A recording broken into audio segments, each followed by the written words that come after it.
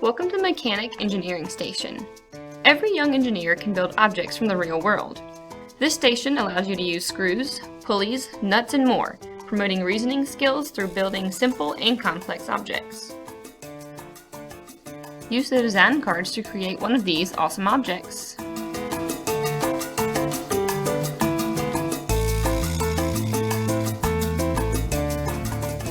Before you start building, let's watch a short video that answers the questions, what is an engineer, and what types of engineers are there now?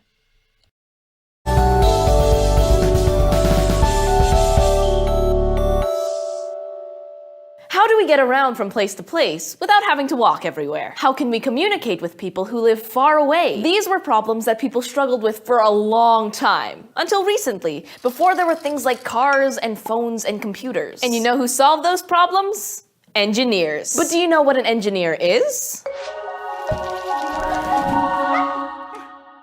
The short answer is that an engineer is someone who wants to know how and why things work. Now, I want to know how and why things work, but does that make me an engineer? Not quite. Besides being naturally curious, an engineer is a person who designs and builds things, like machines or systems or structures that help solve a specific problem. There's more than just one type of engineer, too. But no matter what type of engineer someone is, they have to ask themselves three very important questions when they're working. Number one, what is the problem that needs to be solved? And number two, who has the problem that needs to be solved? And most importantly, number three, why is this problem important to solve? Let's take a look at some examples.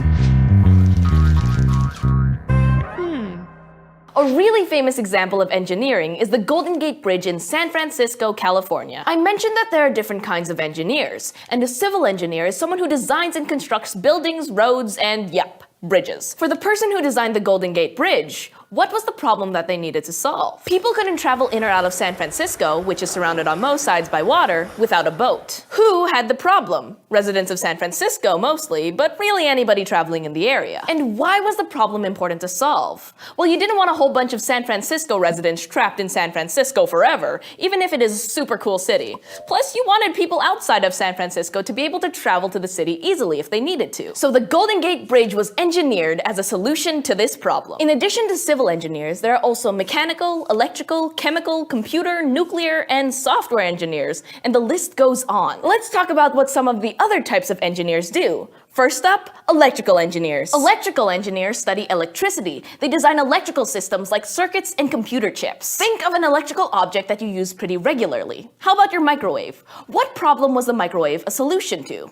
Cold food, right? You have an electrical engineer to thank for the ability to reheat that leftover pizza you just had for lunch. But while you might not have heard of Joseph Strauss or Percy Spencer, the engineers responsible for the Golden Gate Bridge and the microwave respectively, you've probably heard of Henry Ford. As in Ford cars? Henry Ford was a mechanical engineer, or someone working in the manufacturing industry, making mechanical things like tools, engines, and machines. Machines like cars. Ford didn't invent the automobile, but his Ford Motor Company made a lot of them. His Model T car was famous for being affordable for plenty of Americans. Ford saw that lots of people who wanted to drive cars just couldn't because they couldn't afford the pricey vehicles that were for sale. So he engineered a cheaper model as a solution to this problem. His fellow engineers started to do the same, and now, well, cars are everywhere. Henry Ford's not the only big-name engineer. A famous engineer around today is Marissa Mayer. Mayer is the president of the internet company Yahoo and is also a software engineer. Software engineers work on computers and other products that use software to write programs to make them faster and able to do more things. No matter what kind of engineer someone is, their job at its most basic level is problem solving.